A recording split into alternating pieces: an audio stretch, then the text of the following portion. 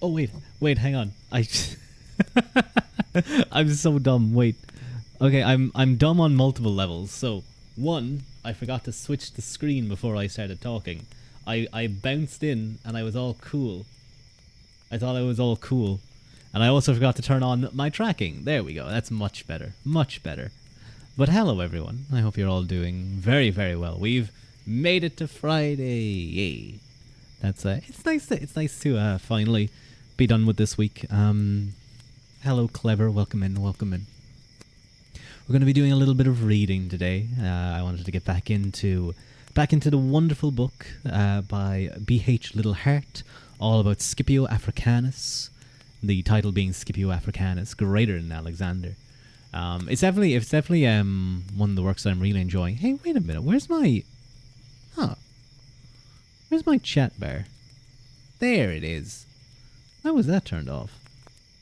Oh, I think maybe I hit it when I was doing something else. Anyway, at least it's back. But yeah, Friday. I am. Hello, Zan Parsniphead. I hope you're doing very, very well. Hello, Zan. How you doing? You were watching a video about FNAF digital horror. I was actually watching a video about digital horror. About digital horror a little while back, actually. It was about like this guy hitting metal 13 times.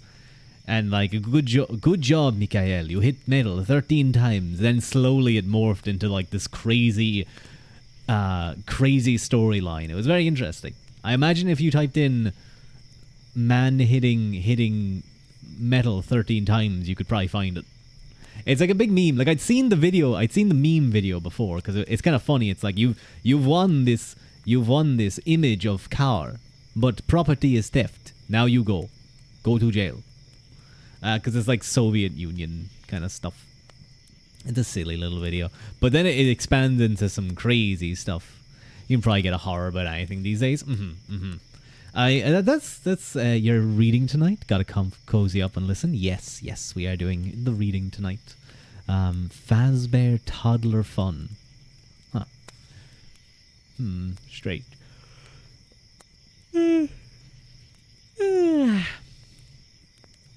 Maybe I need sleep.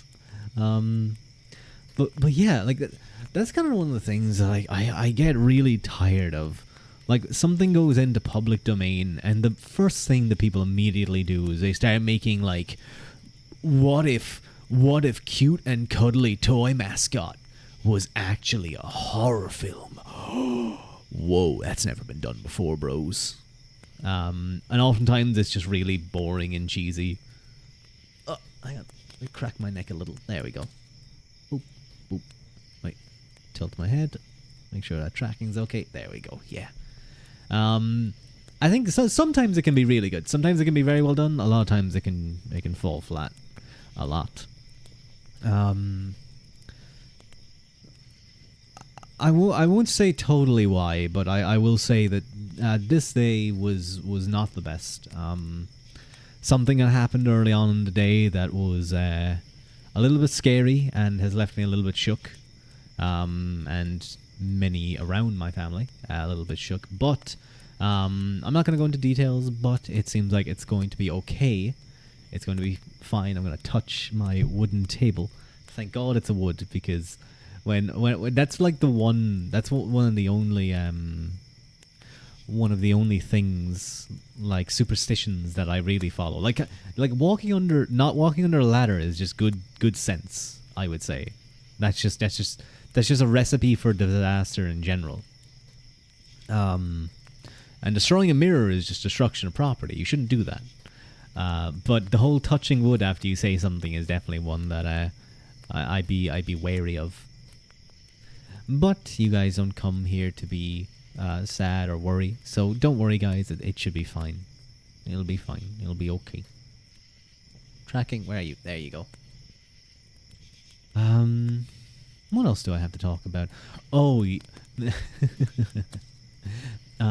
I guess I didn't talk about it on Thursday, but I was doing not karaoke, sorry. I was doing. Excuse me. I was doing singing lessons, and we were doing the bass part of the song we're learning, and oh my god, it was painful. It was very painful, let me tell you guys. It's you know when I use this, like, this is jarring enough as it is with like the nose and the model. It just seems very weird. But then when I go back to this, I feel it still feels weird. It's like, wait, where those eyes go? I'm used to those now. But the bass part is so awkward, so confusing. Just like even my singing teacher who was listening in was like, this is the most awkward thing trying to figure this out. And obviously she couldn't sing it because she's a girl and she doesn't have a big deep bass voice. I don't have a big deep voice. Boy. I don't have a big deep voice either. Like, I mean, I can do this. I can deepen a little bit. But I'm talking about a real bass voice. Like the lowest I can go is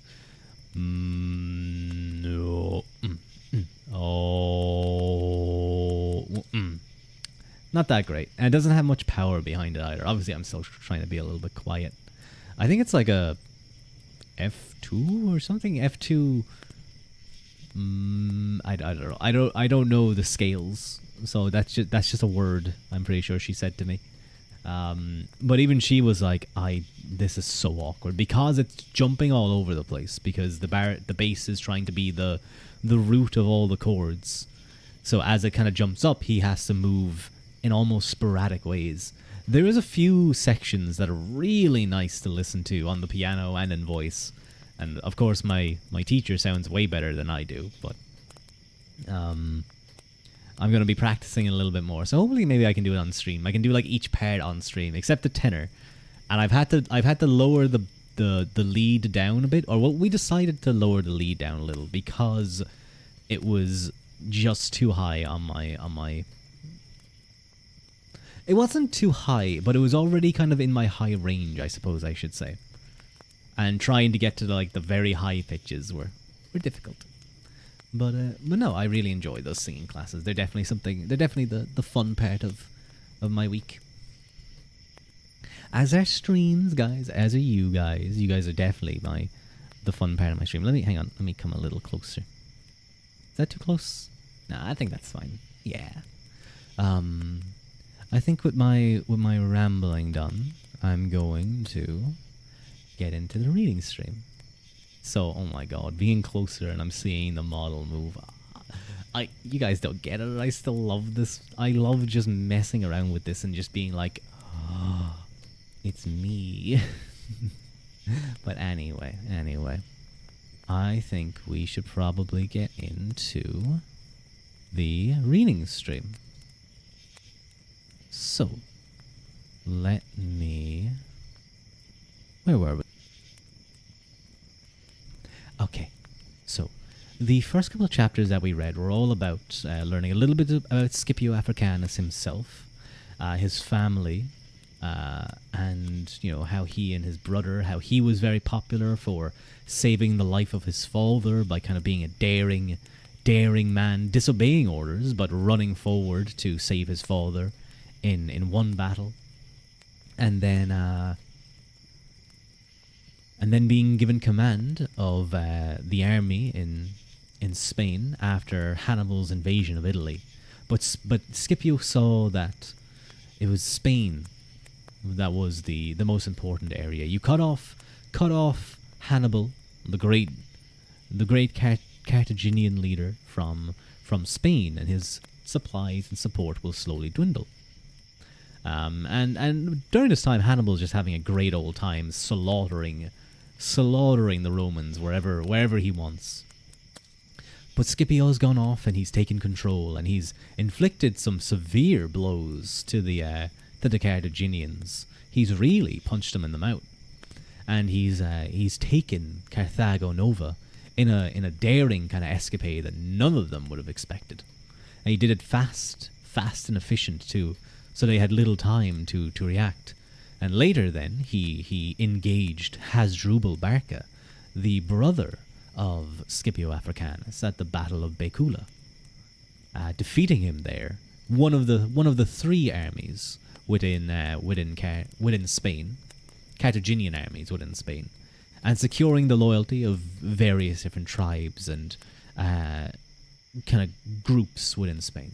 So he's put them in a very good position. And this chapter that we're about to get into is called the Chapter 5, The Battle of Ilipa. In the spring of 206 BC, the Carthaginians made their last great effort. Hasdrubal, encouraged by Mago, Hannibal's brother, raised and armed fresh levies with an army of 70,000 foot, 4,000 horse, and 32 elephants, moved north to Ilipa, or Silipa, which was not far from where Seville stands today. Scipio advanced south from Tarraco to meet the Carthaginians in collecting auxiliaries at Baecula on his way. When he drew near to Baetis and got fuller information of the opposing force, he appreciated the formidable nature of the problem. He felt convinced that with the Roman legions only he would not be a match for so large an army. Yet to use a large proportion of allies and rely on their support was to risk the fate of his father and uncle, whose downfall was due to the sudden desertion of their allies. Good morning, Dee. How's my favorite angel doing? Welcome in, Dee. Welcome in. I hope you're having a nice Saturday. You start your weekend a little ahead of us. You're in the future. I hope you have a nice, cozy, and relaxing Saturday. Unless you're gonna go do something like exciting and fun, and then I hope you have a big, fun, exciting Saturday.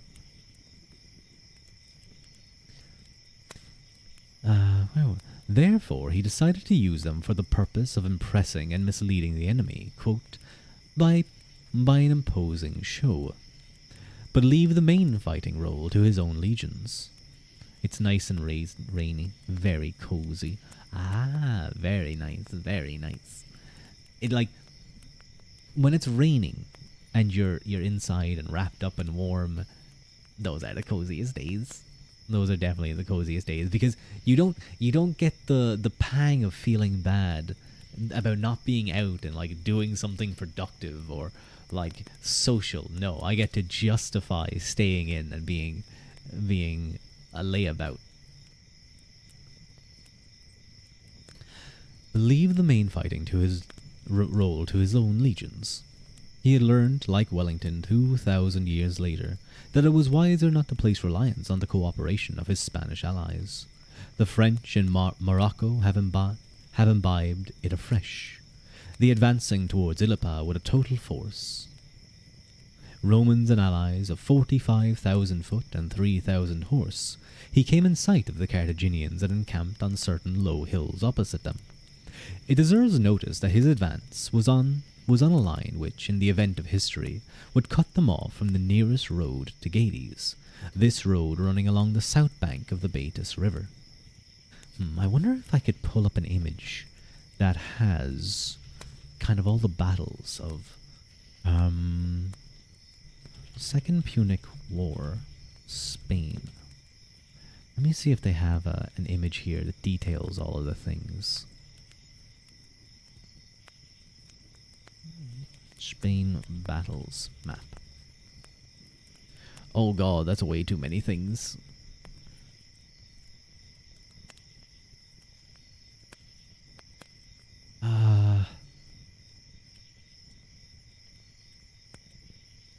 Okay, that one's decent, I suppose.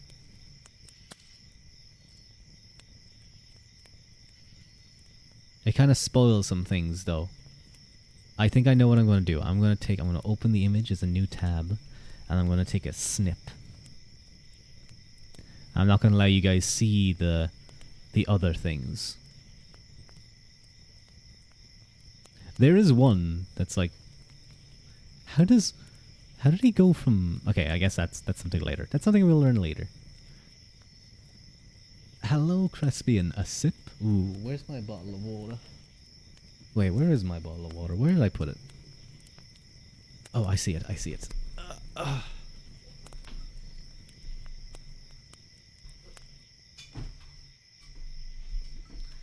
There we go. Oh, there's a little spider. There's a little spider. He's one of the ones with big long legs and a tiny little body.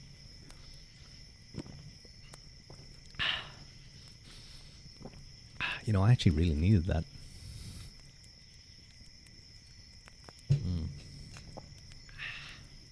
Thank you.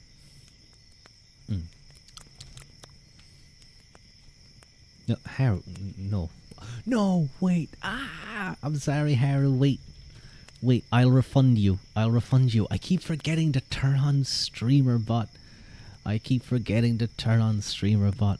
won't scam you. Wait. Viewer rewards. I could just automatically do it in thing, but I don't like doing that. Reject and refund the points. There we go. Drown check. I did just get drown checked, but I will get drown checked again.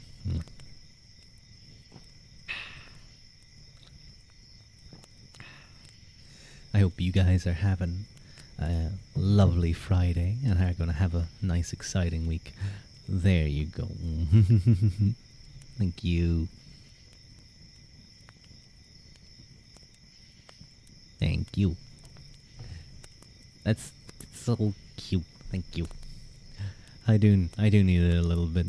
Today was a little bit rough, but it's okay. It's gonna be okay. Your back and legs hurt from painting walls? Oh no! Oh, get some good rest, Haru. Get some good rest. You deserve it. Painting all those walls. You're like a modern day Da Vinci. No, wait, was it Da Vinci? No, it was Michelangelo who painted the Sistine Chapel. That's kind of like what I'm picturing. I'm imagining Haru just painting a bunch of BL on a bunch of ceilings. It's not like they asked for it either. She just comes in and she's like, "Oh yeah, sure, I'll paint your meeting room." And they never look up. They never look at the ceilings. They're always just admiring the walls. And then they invite their really expensive and important partners.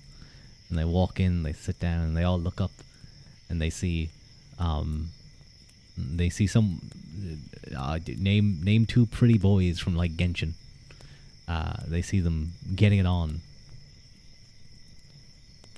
and then the really important client like bangs his hand on the table and says, "You got a deal," and he shakes his hand because he also plays Genshin. Imagine BL in a church ceiling.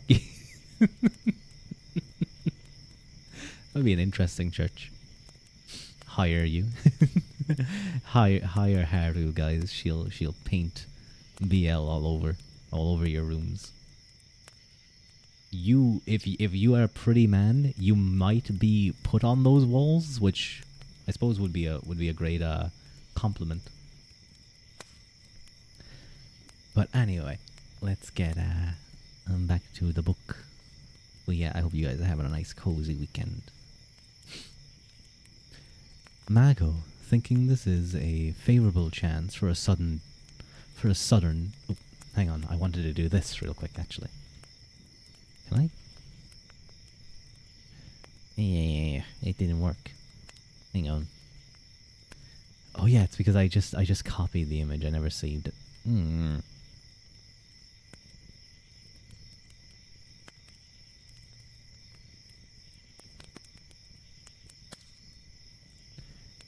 Okay, if I just save it in downloads or something, that should be fine. Go there. Go here. And then I will just throw this into here. There we go. Oh, it's even tiny. There we go. It's above little Rua's head. Wait, actually, would down here be better? No, I think here is better. This is just a map of Spain, just kind of showing you guys. You can see Carthago Nova, that we just talked about earlier, and Becula. And now we're talking about the Battle of Illapa, down there by the Guadalquivir River. Yes, I pronounced that correctly, trust me.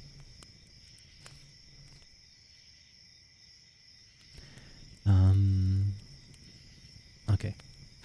Mago, thinking this a favourable chance for a sudden disorganizing blow, took most of his cavalry as well as Massinissa with his Numidian horse and attacked those engaged in forming the camp. But Scipio, as usual, imbued with the principle of security, had foreseen such a possibility, and he had posted his own cavalry ready in concealment under shelter of a hill. These charged the forward part of the Carthaginian horse in the flank, and threw them into disorder. And though the rear echelons coming up to reinforce the attack restored the balance for a time, the issue was settled by a sortie of a large body of legionaries from the Roman camp. At first, the Carthaginians fell back in good order, but as the pursuit was vigorously pressed, they broke up and fled to the shelter of their own camp. This result gave Scipio an initial moral advantage. The two camps lay facing each other across a valley between two low ridges. For several successive days Hasdrubal led his army out and offered battle. On each occasion, Scipio waited until the Carthaginians were moving out before he followed suit. Neither side, however, began the attack, and towards sundown the two armies, weary of standing, retired to their camps, the Carthaginians always first. One cannot doubt, in view of the upshot, that on Scipio's side the delay had a special motive. On each occasion, also, the legions were placed in the Roman centre opposite the Carthaginian and African regulars, with the Spanish allies in the wings of each army. It became common talk in the camps that this order of battle was definite, and Scipio waited until this belief had taken firm hold. Then he acted. He had observed that the Carthaginians made their daily advance at a late hour, and he had purposely waited still later to fix this habit on his opponent's mind. Later in the evening, he sent orders through the camp that the troops should be fed and armed before daylight, and that the cavalry have their horses saddled. Then, while it was scarcely yet daylight, he sent out the cavalry and the light troops to attack the enemy's outposts, and himself followed with the legions. This was the first surprise change, and its effect was that the Carthaginians, caught napping by the onset of the Roman cavalry and light troops, had to arm themselves and sally forth without a meal. It further ensured that Hasdrubal would have no time to alter his normal disposition, even should the idea occur to him. For the second surprise change was that Scipio reversed his former order of battle, and placed the Spanish in his centre and the legion on the wings. The Roman infantry made no attempt to advance for some hours, the reason for this being Scipio's desire and design to let his hungry opponents feel the effects of their lost breakfast. There was no risk to his utter surprise change by doing so, for once drawn up in order of battle, the Carthaginians dared not alter their array in face of a watchful and ready opponent. The skirmishing fight between the opposing cavalry and light troops remained indecisive. Excuse me, I have to step away for a moment.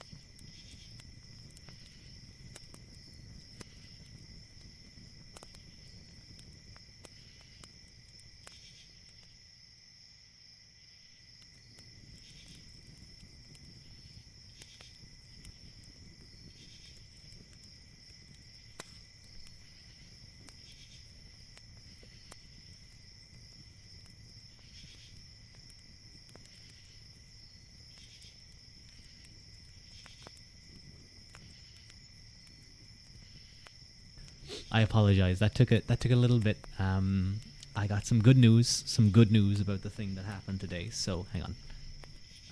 So that's put my mind at ease a little bit. Put my mind at ease. Ugh.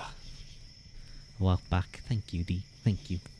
For those of you who are wondering, I didn't say what happened today. It was just something just kind of a little scary happened. But things are at least. You both did head pat, and I think you messed it up. Wait, is it gonna? What's happening? Oh, wait, your hands got yoinked. Yeah, because so what it does, what the head pat. Oh, maybe I should make it so that when you do a head pat, it will you broke it. I think it should work. It would work again if one of you did it. But it works by going, it activates the head pat, and then like 99 seconds, and then it turns off the head pat. Because you both did it, it went turn on. Well, it activates the scene, but if it activates while it's active, it deactivates it. So it went activate, deactivate, and then 9 seconds later, it went activate, deactivate. So I'm sure there's some way where you can do it where it probably will check, or I just have to put the redeem on a cooldown. But thank you guys for the head pat. Thank you. But yeah, a little bit scary, a little bit worrying, but things seem to be good. So yeah, when in doubt, emotes come to the rescue. Thank you guys. No, not the sus emote. I made that a sticker in my Discord, by the way. If you guys haven't seen, I put a few stickers in there. I have some new animated emotes I need to set up, but they're a little bit large right now, so I need to figure out how to reduce their size. I haven't tried putting up on I tried putting them on Discord, not on Twitch yet, but I will try. They were made by my friend Olga Okami. One's me getting bonked, so I have a bonk emote. As part of that, she did a little cry emote, not a cry. It's kind of like a lip quiver emote. It's like all sad. It's very cute. So I also asked, could you just isolate that, and I would take that as well. And then you guys have that to look forward to. Oh yeah, it's cute. I think it should be on the Discord. It should be on the Discord already, but I will definitely get it on here if I can. I was having a little bit of issues, as I said, with the size of stuff, but that's just resizer or something, or I can just go back to her and be like, could you drop this down? But hopefully we'll have it maybe next stream. But let me get back to our book. Where were we? You know what I should do, actually? While I'm here, where's my Battle of Ipia? Ilipa, that's it, sorry. There we go. Oh no, you guys are getting covered. It's a little bit hard to see. Chat. No, my chat's not too bratty, I think. Chat's good. A little bit hard to see. Okay, sorry, little Ruru, you're gonna have to get covered up. But yeah, this is kind of the map of the Battle of Ipia. So let's read it. It's kind of hard to see. It's a little bit hard to understand at times. But I think when you start reading through it, and so to give you guys like a little bit of a primer, the Roman foot is obviously the Roman legionnaires. The I don't know if I'm pronouncing it correctly, but Velites or Velites, something like that. Someone probably knows. I wouldn't be surprised if Crespian. Velites? I don't know. They're light infantry, basically. They're skirmishers. Cavalry is cavalry. And then you have the Spanish allies and the Carthaginians. Then you have the elephants. Imagine fighting elephants. That would be scary. The elephants are big, dude.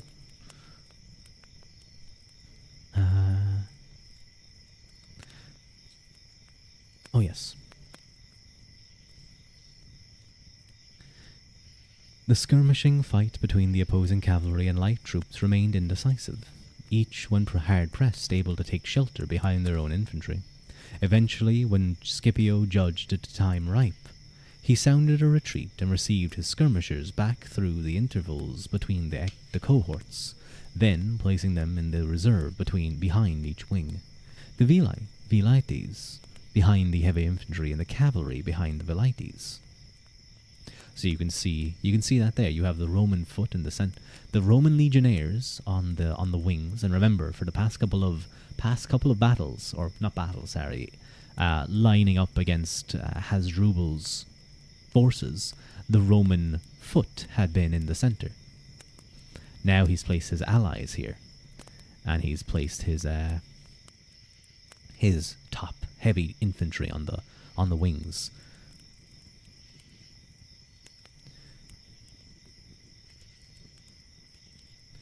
It was about the 7th hour, and again remembering that the Roman day begins at sunrise, when he ordered the line to advance. But the Spanish centre only at a slow pace. On arriving within 800 yards of the enemy, Scipio, with the right wing, turned to the right, and wheeling left, made an oblique advance towards the successive cohorts in column. I'm going to get a pointer, because that might help you guys understand what the hell I'm saying.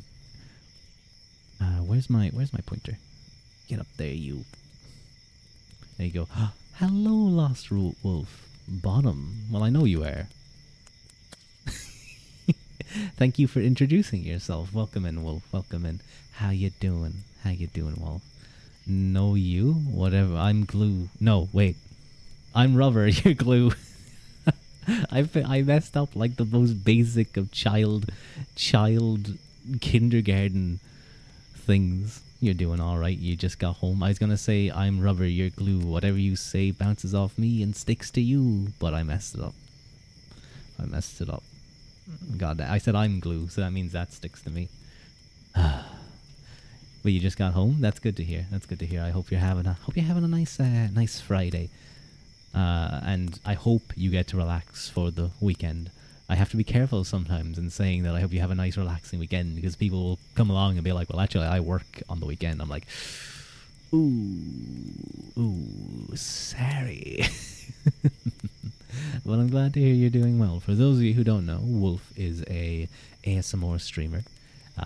If you guys, I would highly recommend checking him out, especially if you guys like kind of more, the type of ASMR where you can be called names and ask for praises and non-praise things. That kind of stuff. So if you like that, then, Haru, I would not be surprised if you would enjoy that. I hope you find rest where you can. We all should rest and be eepy. But back to the book. So you can see what he's saying. He's made his forces advance. They've gone along this kind of oblique line, and then they wheel along. When you said glued, my mind went an entirely different way. Can I get an okay? Oh, why didn't I get an expression toggle for this? I really wish I had one of those. I don't even know what you could. I guess I have some ideas with glue, but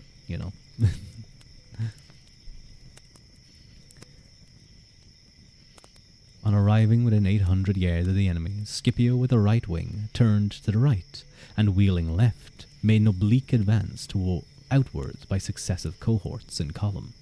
So column is basically, they go into 3 columns, typically, as legions. Oh god, I haven't looked at Roman military tactics in a while, but they'd have the principes, oh god, I forget the terminologies. Oh, you know me enough to know any thought you have isn't wholesome. That's true. And that's why I think he makes some good ASMR for those who like non-wholesome things.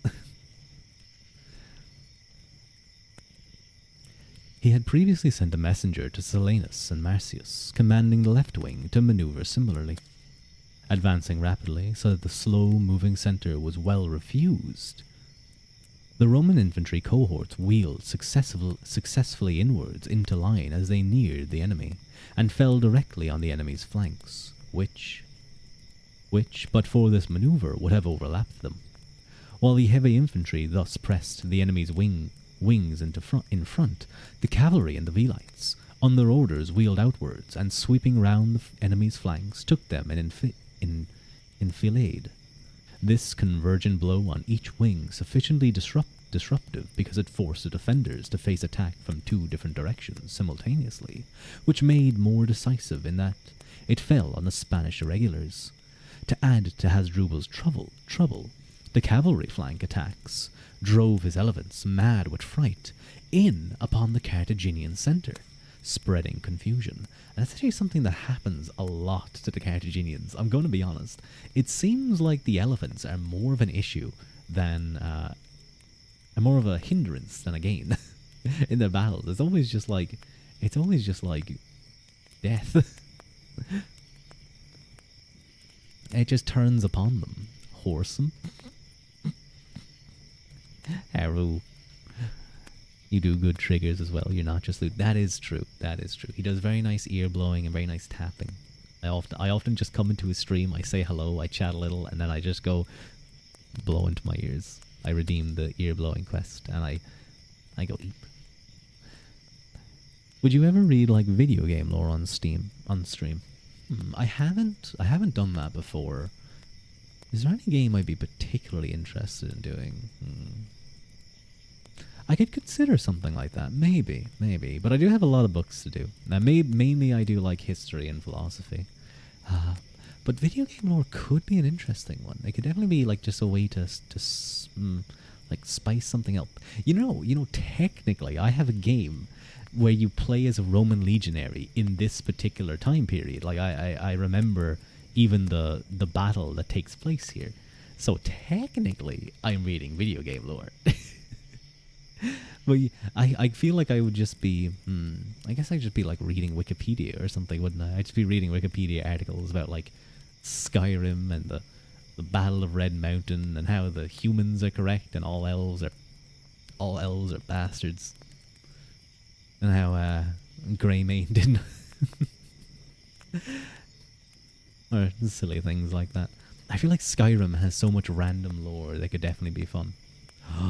What have I read? What if I read books from Skyrim? You've tons to read if you were to read the Elder Scrolls lore. Yeah, yeah. There'd be so much to do.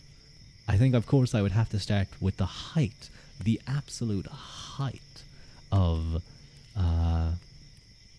Skyrim literature, or well, Elder Scrolls literature, and read the Lusty Argonian Maid series. Another good one would be Dark Souls. Dark Souls, the one where someone you don't have the lore directly. You listen to some guy die and whisper a name, and then you go to YouTube and you type that name in, and you get like 50 YouTube videos telling you what that lore is. But I could definitely do something like that. I'm sure I could read the Wikipedia. It's so complicated, but it's good. Yeah, I sometimes look into those, or I watch those videos, and I'm just like, how do you even figure this stuff out? What level of a special mind must you have to piece together these little bits of lore? I remember really enjoying Bloodborne, and then I looked into the lore, I was like, oh, scary. But I'm going to pretend like this is video game lore, because technically I have a video game about it, about the history, so it is video game lore. Another good one is Armored Core. That's the other FromSoft game. It's not as hard to understand, but very good. I didn't even know that they had another series other than Dark Souls. Well, obviously, I knew they did have other series, but I'd never heard of Armored Core before, like, the latest one came out, I must admit. Maybe you're just a nerd. You are just a nerd. But I'm also a massive nerd about different things. It's always funny. I read into someone, and they're like, "Oh, what are you doing?" And I was like, "Oh, I was doing a reading stream." And they're like, "What were you reading?" And then I'll be like, "I was reading I was reading about history, Scipio Africanus, or I was reading about philosophy, about like Plato, and they're like, cool. Anyway, chat, how about this game that we're playing? This exciting, fun game we're playing. I'm just like, oh, okay. Someday I'll find my philosophy tuba to nerd out about.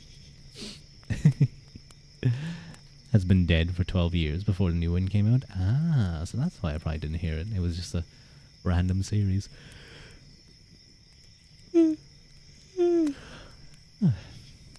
Excuse me.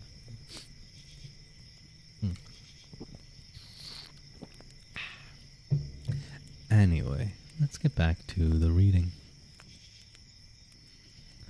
So we can see on both sides it's sort of very similar to what we're saying happened. Where is my pointer? Pointer, get up there. There we go. He's advanced them. He's had his Spanish allies hold back. And then he's turned his soldiers to march in column. So they haven't turned. They're not like... They didn't turn so that this part is in the center here. They're walking in column in this formation. Like they've taken this and they've just turned this way. So they're marching in column. Up, up, up.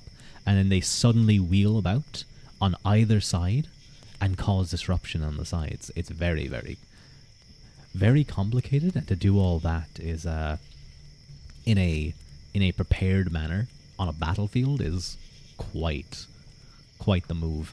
And you can see that Hasdrubal had, I think it was 80,000 foot, it said, or 70,000 foot. So they were well outmanned. What about the philosophy of the exciting shooting game? Am I right? Yeah, we do like Red Dead Redemption philosophy. Wait, hang on. This is like the perfect YouTube video essay. Why Dutch embodies Nietzsche's Overman or something like that.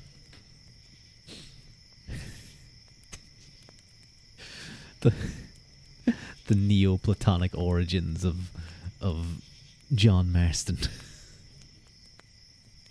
What Arthur Morgan can teach us about Thomistic metaphysics. Ignore me, I'm being a nerd now. All this time, the Carthaginian centre was standing helplessly inactive, unable to help the wings for fear of attack by Scipio's Spaniards, who threatened it without coming too close to quarters. Scipio's calculation had enabled him to fix the enemy centre with a minimum expenditure of force, and thus to effect the maximum concentration for his decisive double manoeuvre. Hasdrubal's wings destroyed, the centre, worn out by hunger and fatigue, fell back, at first in good order, but gradually. Under relentless pressure they broke up, fleeing to their entrenched camp. A drenching downpour, churning the ground in mud under the soldiers' feet, gave them a temporary respite and prevented the Romans storming the camp on their heels. During the night, Hasdrubal evacuated his camp, but as Scipio's strategic advance had placed the Romans across the line of retreat to Gades, he was forced to retire down the western bank towards the Atlantic. Nearly all of his Spanish allies deserted him. Scipio's light troops were evidently alive to the duty of maintaining contact with the enemy, for he got word that as soon as it was light of Hasdrubal's departure, he at once followed them up, sending the cavalry ahead, and so rapid was the pursuit that, despite being misled by guides and attempting a shortcut to get across Hasdrubal's new line of retreat, the cavalry and Velites caught up to him, harassing him continuously by attack in flank or in rear. They forced such frequent halts that the legions were able to come up. Quote, after that it was no longer a fight, but a butchering as of cattle. You love those, D? I'd have to make up so much silly things to make like terrible connections. I'm a fantasy nerd and you're a physics nerd and philosophy. It's less physics, I will say. Metaphysics now, that's where my philosophy lies. And also history. Excuse me, I must go again.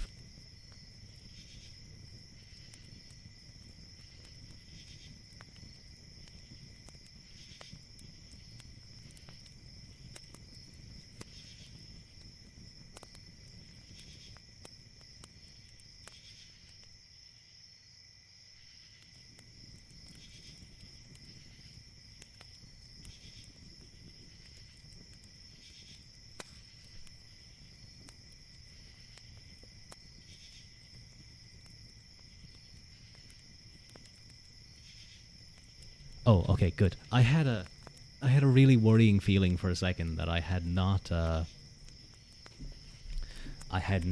muted my mic. I like got that like tight feeling in my chest. I was like, oh no, but I did. I'm a smart cookie. Anyway, back to our book. Oop, I didn't mean to turn that off. I'm going to turn that off. There we go.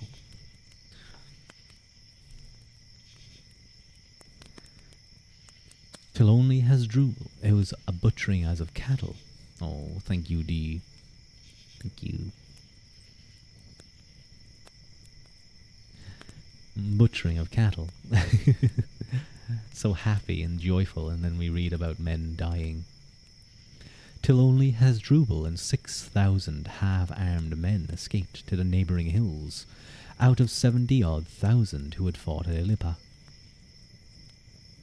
The Carthaginians hastily fortified a camp on the highest summit, but though its inaccessibility hindered assault, lack of food caused a constant stream of deserters.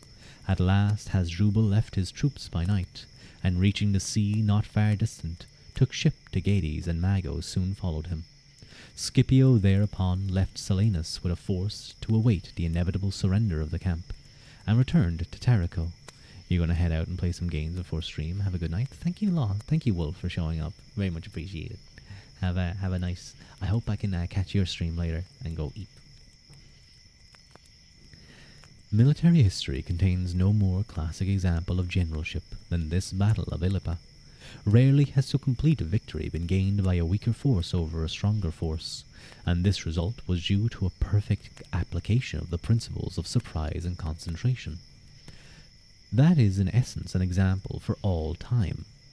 How crude does Frederick's famed oblique order appear beside Scipio's double oblique maneuver and envelopment, which effected a crushing concentration du fort à faux au fabile, while the enemy's centre was surely fixed. Scipio left the enemy no chance for the change of front which cost Frederick so dearly at Colin. Masterly as were his battle tactics, still more remarkable perhaps were the decisiveness and rapidity of their exploitation, which found no parallel in military history until Napoleon came to develop the pursuit as the violent complement of battle, and one of the supreme tests of generalship. To Scipio no cavalry leader could have complained as Marabal, whether justly or not, to Hannibal, quote, "You know indeed how to win a victory, Hannibal, but you know not how to use one." And that was complaining that Hannibal didn't... So, for example, at the Battle of Cannae, Cannae is a VTuber. Cannae is a VTuber. Cannae is the battle. Oh, no. Bad ads. We're going to snooze that ad real quick. And then I'm going to turn off ads. There we go. Excellent. Anyway.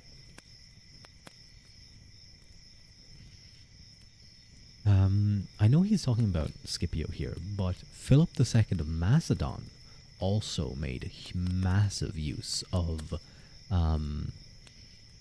pursuit after victory. He often used it to slaughter the high leadership of his enemies, to throw them into disarray and kind of take away capable men from them. Many of his greatest victories come from his dogged pursuit of his enemies, or using his victories to force to go deep into their positions. And of course, that came from his development of the companion cavalry as such as his kind of arm of decision, so to speak. That once this kind of elite cavalry force, once they defeated the enemy, they could just chase down whoever was left. Unlike the Greek states, who did have cavalry, some such as Thessaly relying heavily upon them, often were more reliant on the heavy foot of the phalanx. Of course, Philip II of Macedon also was heavily reliant on the Macedonian phalanx, but they were a fixing force, and a very well elite one at that. The phalanx being very dangerous, especially a killing machine, really. But it was often the charge of the companion cavalry that would break the enemy. Thank you, Madra, for the hydrate.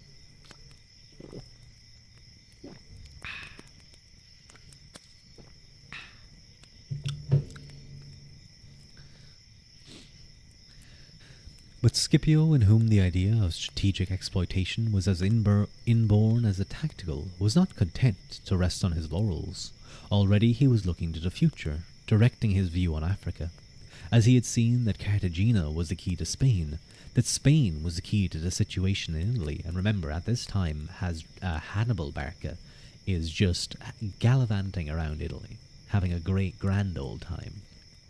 But slowly, over attritional time and being cut off from Spain, he would surely have to flee.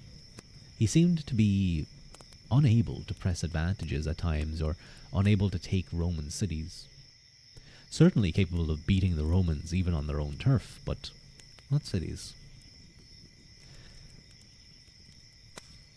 Strike at Africa, and he would not only relieve Italy of Hannibal's ever menacing presence.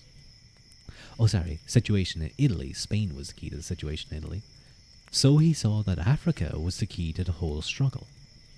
Strike at Africa, and he would not only relieve Italy of Hannibal's ever menacing presence, a menace which he had already reduced by paralyzing Hannibal's source of reinforcement, but would undermine the foundations of Carthaginian power until the edifice itself collapsed in ruin. To the congratulations of his friends, who entreated him to take a rest, he replied that he had now to consider how he should begin the war against Carthage, for up to now the Carthaginians had been making war on the Romans, but now fortune had given the Romans the opportunity of making war on the Carthaginians. Although it must still be some time before he could convert the Roman Senate to his strategy, he set about preparing the ground. Massinissa, after the defeat at Ilipa, had come over to the Roman side, and was dispatched to Africa to induce the Numidians to follow his lead. The Numidians were particularly well known for their cavalry. Further, Scipio sent Laelius on an embassy to sound Syphax, king of the Massilians, whose territory embraced most of what is today Algeria. Syphax, while expressing his willingness to break with Carthage, refused to ratify any treaty except with Scipio in person. Though promised a safe conduct, the hazard of such a journey was immense. Diplomatic privileges were then in infancy, and an envoy ran risks, and not infrequently suffered a fate that was enough to chill the stoutest heart. How much greater, too, when the envoy was one of Rome's victorious leader, the man whose existence was an ever-growing menace, the Carthage and her allies, and who was now asked to entrust himself, far from his army, to the care of a dubious neutral. Yet this risk Scipio, calculating the risk against the prize, took, considering that the winning over of Syphax was an essential step to the further development of his policy. After making the necessary dispositions for the protection of Spain, he sailed from Cartagena with 2 quinqueremes. The risk, as it proved, was even greater than he calculated. Indeed, it may even be that the history of the ancient world turned on a puff of wind, for he arrived off the harbour just as Hasdrubal, driven out of Spain, had cast anchor there on his way back to Carthage. Hasdrubal had with him 7 triremes, and sighting the approach of what were obviously Roman ships, he hurriedly attempted to prepare his own ships and weigh anchor, in order to overpower the 2 quinqueremes before they could enter the neutral harbour. But a freshening breeze helped the Roman ships to enter before Hasdrubal's fleet could sail forth. And once Scipio was inside the harbour, the Carthaginians did not dare to interfere. Hasdrubal and Scipio both then sought audience of Syphax, who was much flattered by this recognition of his importance. And after some demur they overcame their scruples, and supped together at Syphax's table. In such a delicate situation, Scipio's personal charm and diplomatic gifts effected a brilliant coup, And I imagine some of the gifts that Scipio brought along were probably from Hasdrubal's camp. I could imagine him giving great gifts of weapons and armor and gold and whatever military camps would have had. And Hasdrubal looking at it and thinking, "Oh, you bastard, that's Carthaginian ware." Who knows? Who knows? But I like to imagine that's something that he probably did.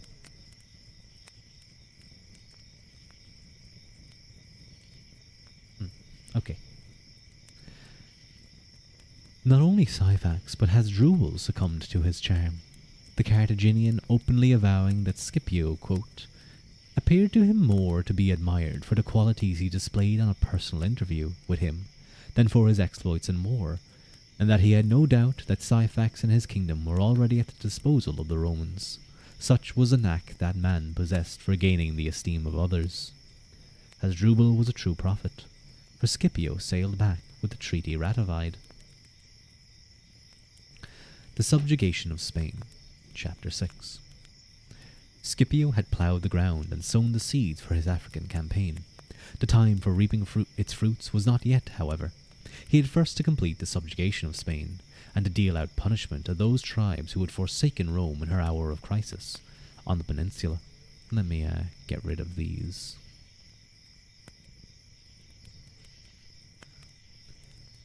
Rome...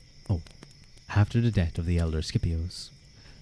There had been too shrewd a diplomatist to show his hand earlier while the scales still hung in the balance, but now with the Carthaginians' power finally broken, it was essential for the future security of Rome, of Roman power, that such treachery should not pass without retribution. The two chief offenders were the Illiturgus and the Castulo, cities in the neighborhood of the battlefield of Baecula, on the upper reaches of the Baetis, the Guadalquivir River. Sending a third of his force under Marcius to deal with Castulo, he himself moved with the remainder on Ilturgus. A guilty conscience is an alert sentinel, and Scipio arrived to find that the Ilturgi had made every preparation for defence without awaiting any declaration of hostilities. He thereupon prepared to assault, dividing his army into two parts, giving command of one to Laelius, in order that they might attack the city in two places simultaneously, thus creating an alarm in two quarters at the same time. Here again it is interesting to note how consistently Scipio executes a convergent assault, his forces divided into independently maneuvering parts to effect surprise and strain on the enemy's defense, yet combining on a common objective.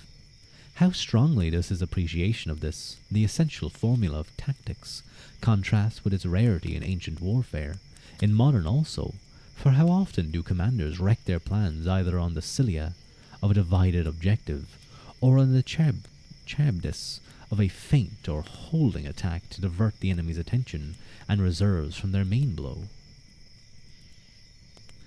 His plan made, Scipio, realizing the soldiers' inherently lesser ardor against mere insurgents, strove to stimulate their determination by playing on their feelings for their betrayed comrades. He reminded them of the need for a salutary vengeance ought to make them fight more fiercely than against the Carthaginians. Quote, "For with the latter the struggle was for empire and glory, almost without any exasperation, while they now had to punish perfidy and cruelty. Such an urge was needful, for the men of Illiturgus, fighting with the courage of despair, with no hope but to sell their lives as dearly as possible, repulsed assault after assault. Indeed, because of the circumstances that Scipio had evidentially foreseen, the previously victorious army, quote, showed such a want of resolution as was not very honourable to it. At this crisis, Scipio, like Napoleon at the bridge of Lodi, did not hesitate to stake his own life. Quote, considering it incumbent upon him to exert himself in person and share the danger, he reproved his soldiers for their cowardice, and ordered the scaling ladders to be brought up again, threatening to mount the walls himself since the rest hesitated. He had now advanced near the walls with no small danger, when a shout was raised from all sides by the soldiers, alarmed at the danger to which their leader was exposed, and the scaling ladders were raised in several places at once. This fresh impulse, coinciding with Laelius's pressure elsewhere, turned the scales, and the walls were captured. During the resultant confusion, the citadel, too, fell to an assault on a side where it was thought impregnable. The treachery of Illiturgus was then avenged in a manner so drastic as to be an object lesson of its requital. The inhabitants put to the sword, and the city itself razed to the ground. Here, apparently, Scipio made no attempt to restrain the fury of the troops. Though, as he was to show on the morrow of Zama, he could be generous beyond comparison to an open foe. In all his acts he evidently envisioned the future, and even in allowing the obliteration of Illiturgus, he had a direct purpose.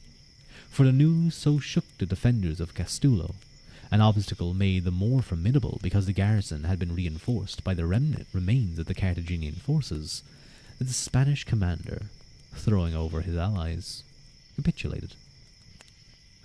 The moral purpose of the Illiturgus sack thus accomplished, Castulo escaped more lightly.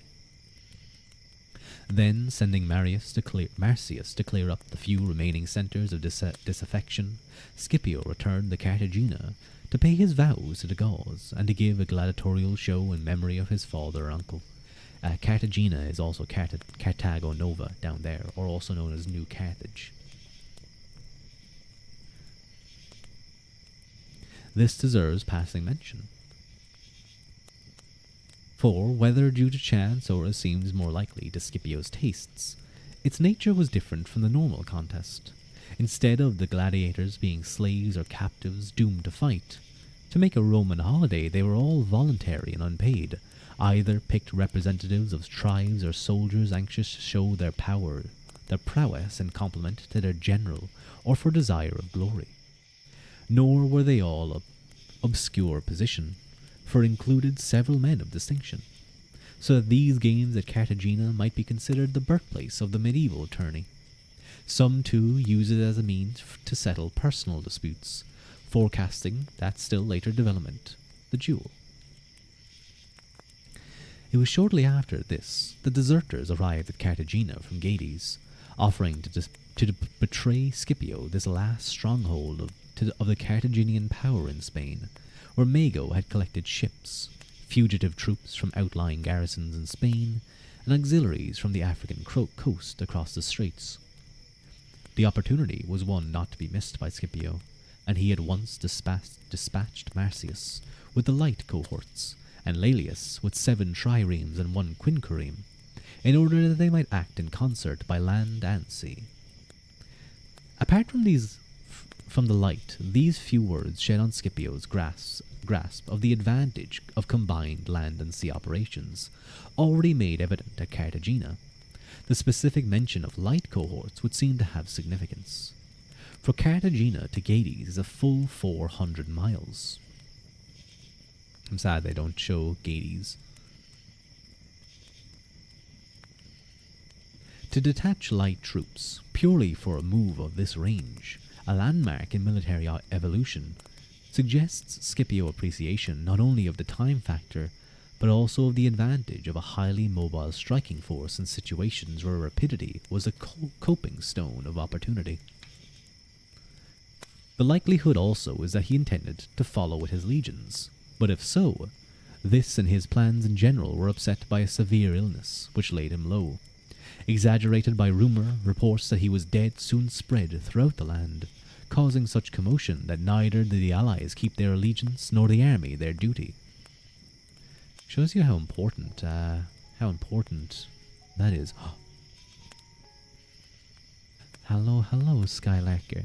Hello, welcome in. I hope you're having a nice weekend. I should move this down here, because I'll block people's names. I hope you're having a nice start to your weekend. Hey everyone. Hi, Skylarker. Thank you so much for the first time chat. We're reading about Scipio Africanus, so I hope you can sit back and enjoy. And get nice and cozy. Mandonius and Annobales, dissatisfied because after the expulsion of the Carthaginians the Romans had not obligingly walked out and left them in possession, raised the standard of revolt and began harassing the territory of the tribes faithful to the Roman alliance. As so often in history, the disappearance of the oppressor was a signal for dependencies to find the presence of their protector irksome. Mandonius and Annobales were but the forerunners of the American colonists and the modern Egyptians. There is no bond so irksome as that of gratitude. But the menace of the situation was made more acute through the mutiny of the Roman troops themselves at Sacro, midway on the line of communication between Cartagena and Tarico. It is a truism that line of communication troops are ever the least reliable, the most prone to discontent and disorder. Lack of employment, lack of plunder, were aggravated in this case by lack of pay, which had fallen into arrears. Beginning at first with mere disregard of orders and neglect of duty, the men soon broke out into full mutiny, and driving the tribunes out of the camp, set up in command 2 common soldiers, Albius and Atreus, who had been the chief instigators of the trouble. The mutineers had anticipated that with the general disturbance resulting from Scipio's death, they would be able to plunder and exact tribute at will, while escaping notice to a large extent. But when the rumour of Scipio's death was refuted, the movement was, if not quenched, at least damped down. They were in this more subdued frame of mind when 7 military tribunes arrived, sent by Scipio. These, evidentially under instructions, took a mild line, inquiring as to their grievances instead of upbraiding them, and speaking to them by groups rather than attempting to address an assembly where the mob spirit had full play at the expense of reason. Take another sip, please.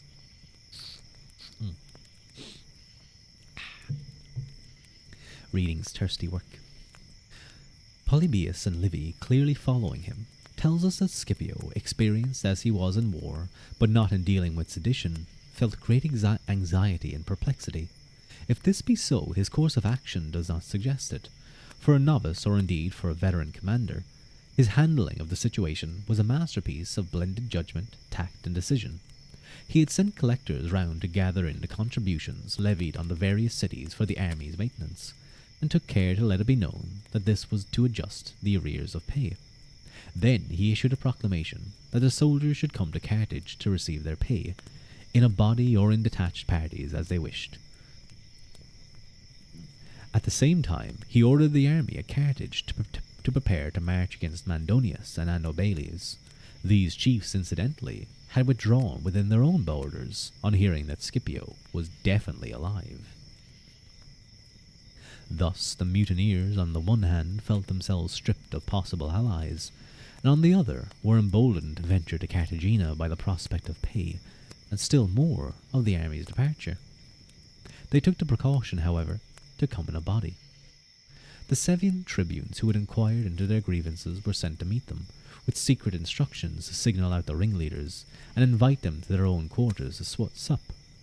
The mutineers arrived at Cartagena at sunset, and while encouraged by the sight of the army's preparations to march, their suspicions were also lulled by their reception, being greeted as if they made a timely arrival to relieve the departing troops.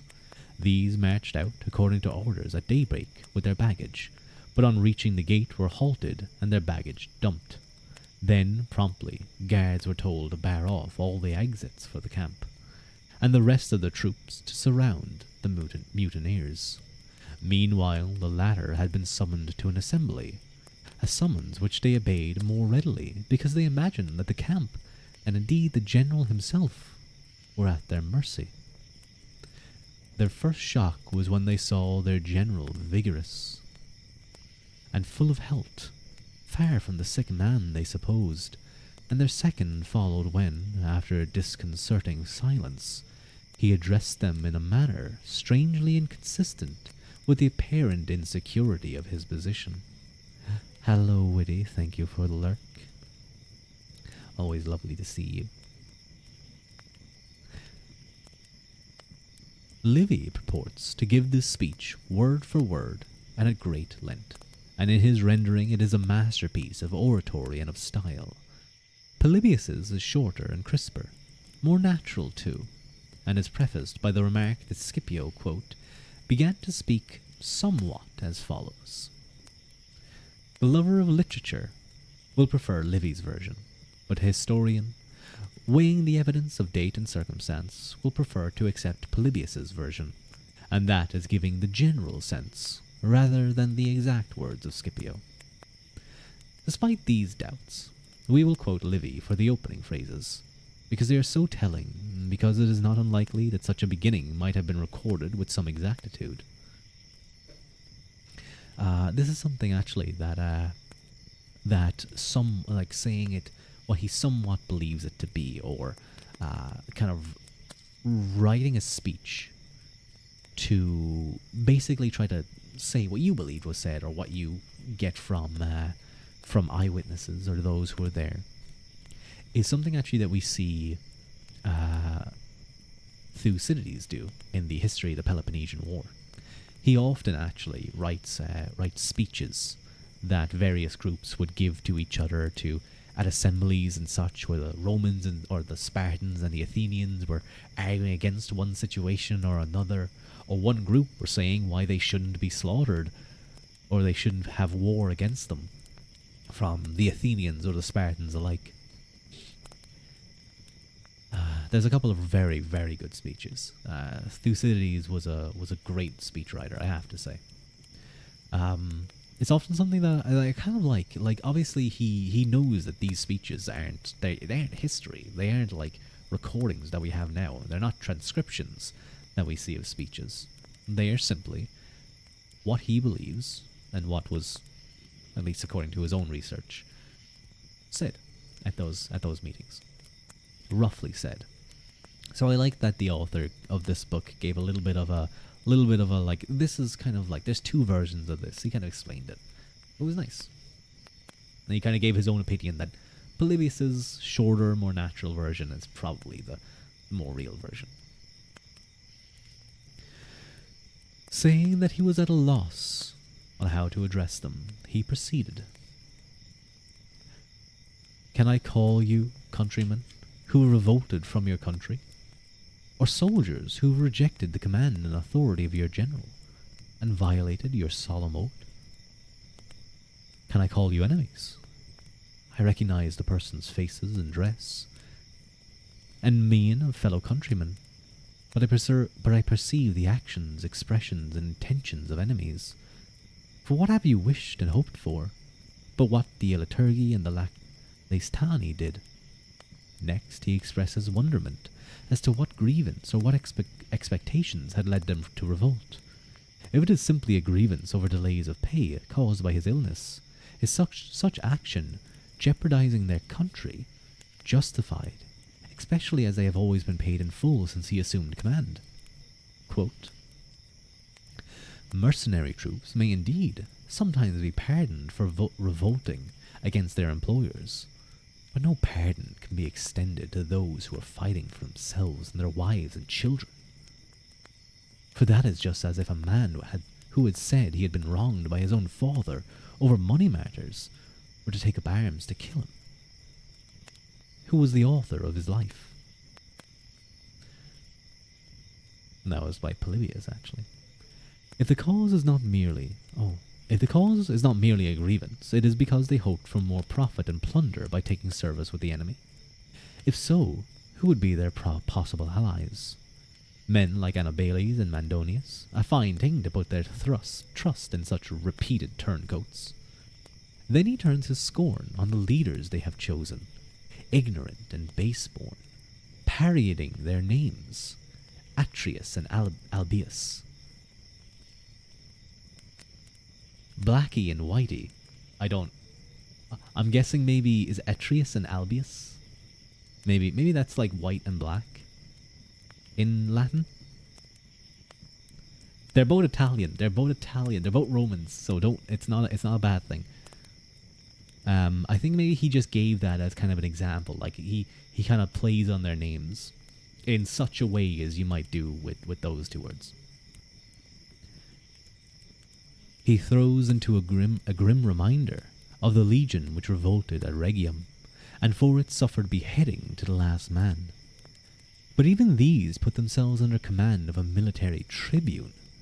What hope of successful revolt could they have entertained, even had the rumor of his death been correct? Did they imagine that such tried leaders as Silanus, Laelius, or Scipio's brother could have failed to avenge that insult to Rome? When he had shattered their confidence and stimulated their fears by such telling arguments, the way is paved for him to detach them from the instigators of the revolt and to win back their loyalty. Changing his tone from harshness to gentleness, he continues, I will plead for you to Rome and to myself, using a plea universally acknowledged among men, that all multitudes are easily misled and easily impelled to excesses, so that a multitude is ever liable to the same changes as to the sea. For as the sea is by its own nature harmless to voyagers and quiet, yet when agitated by winds it appears of the same turbulent character as the winds, so a multitude ever appears to be and actually is of the same character as the leaders and counsellors it happens to have. In Livy's version, he makes also a deftly sympathetic comparison, well calculated to touch their hearts, between his own recent sickness of the body and their sickness of minds. Quote, Therefore I too, on the present occasion, consent to be reconciled to you and grant you amnesty. But with the guilty instigators of revolt we refuse to be reconciled, and have decided to punish their offences. As he finished speaking, the loyal troops who had encircled the assembly clashed their swords on their shields to strike terror into the mutineers. The herald's voice was heard citing by name the condemned agitators, and these offenders were brought bound and naked into the midst of the assembly, and then executed in sight of all. It was a perfectly timed and concerted plan, and the mutineers were too cowed to raise their hand or utter a protest. The punishment carried out, the mass received assurance of forgiveness, and took a fresh oath of loyalty to the tribunes. By a characteristic touch of Scipio's, each man received his full demand of pay as he answered his name. This masterly handling of a gravely menacing situation has more than a reminder of Petain's methods in quelling the mutinies of 1917. Had the great Frenchman perchance studied the mutiny of Scipio, not only in its blend of severity to ringleaders but with the just rectification of grievances, but in the way the moral health of the military body was restored with the least possible use of the knife? This was the true economy of force, for it meant that 8,000 became not merely unwilling reinforcements, cowed into acquiescence with orders, but loyal supporters. But the suppression of this mutiny was only one step towards restoring the situation caused by Scipio's illness. The expedition against Gades had been abortive, primarily because the plot had been discovered by the Carthaginian commander, and the conspirators attested. Though they won local successes, Laelius and Marcius found Gades prepared, and so forged to abandon their project, returned to Cartagena.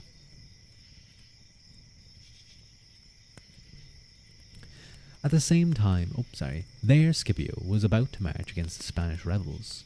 In 10 days he reached the Ebro, a full 300 miles, and 4 days later pitched his camp within sight of the enemy. A circular valley lay between the two camps, and into this he drove some cattle protected only by light troops to excite the rapacity of the barbarians. At the same time he placed Laelius with the cavalry in concealment behind a spur. The bait succeeded. Oh man, I probably would have took that bait too. Cows are really important to Irish society. And while the rival skirmishers were merrily engaged, Laelius emerged from cover, part of his cavalry charging the Spanish in front, and the other part riding around the foot of the hill to cut them off from their camp. The consequent reverse so irritated the Spanish that next morning at daybreak their army marched out to offer battle. This suited Scipio excellently, for the valley was so confined that the Spanish by this act committed themselves to a cramped, close-quarter combat on the level where the peculiar aptitude of the Romans in hand-to-hand fighting gave them an initial advantage over troops more adapted to hill fighting at longer ranges. And furthermore, in order to find room for their horse, they were forced to leave 1/3 of their foot out of the battle, stationed on the slope behind. The conditions suggested a fresh expedient to Scipio. The valley was so narrow that the Spanish could not post their cavalry on the flanks of their infantry line, which took up the whole space. Seeing this, Scipio realized that his own infantry flanks were automatically secured, and accordingly sent Laelius with the cavalry round by the hills in a wide turning movement. Then, ever alive to the vital importance of securing his intended maneuver by a vigorous fixing attack, he himself advanced into the valley with his infantry, with 4 cohorts to the front, this being the most he could effectively deploy on the narrow front. This thrust, as he intended, occupied the attention of the Spanish and prevented them from observing the cavalry maneuver until the blow fell, and they heard the noise of the cavalry engagement in their rear. Thus the Spanish were forced to fight 2 separate battles, and their cavalry neither able to aid their infantry, nor the infantry their cavalry, and each doomed to the demoralizing sound of conflict in their rear, so that each section had a moral reaction on the other. Cramped and assailed by skilled close-quarter fighters, whose formation gave the advantage of depth for successive blows, the Spanish infantry were cut to pieces. Then the Spanish cavalry, surrounded, suffering the pressure of the fugitives and the direct attack of the Roman infantry, and the rear attack of the Roman cavalry, could not use their mobility, and forced to a standing fight, were slain to the last man, after a gallant but hopeless resistance. It is a testimony to the fierceness of the fight and to the quality of the Spanish resistance, when hope had gone, that the Roman losses were 1,200 killed, and there were 3,000 wounded.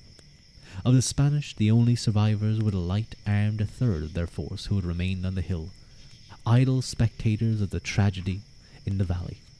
These, along with their chiefs, fled in time.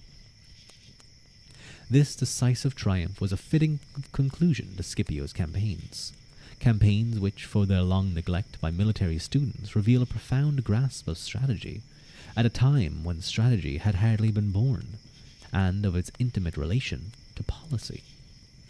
But above all, they deserve to be immortalized for their richness of tactical achievement. Military history hardly contains such another series of ingenious and inspired battle maneuvers, surpassing on balance even those of Hannibal in Italy. If Scipio profited by Hannibal's unintended course of instructions on the battlefields of Italy, the pupil surpassed even the master. Nor does such a probability diminish Scipio's credit, for the highest part of the art of war is inborn, not acquired. Or why did not later captains, ancient and modern, profit more by Scipio's demonstrations? Wonderfully as Hannibal's fertility of plan, there appears in Scipio's record a still richer variety, a still more complete calculation, and in 3 directions of definite superiority. The attack on a fortified place was admittedly in Hannibal a weakness, in Scipio the reverse, for Cartagena is a landmark in history. The pursuit after Ilipa marks a new advance in warfare, as also the wide, concealing turning movement in the last battle against Annibales, and a development most clearly beyond the narrow flanking maneuvers, which had hitherto been the high watermark of tactical skill. Wait, when was... hang on a second, let me check something real quick. Philip the Second of Macedon.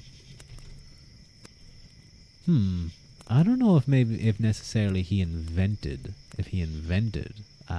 the pursuit, because Philip was utilizing it before him, but probably the 2 most exemplary individuals.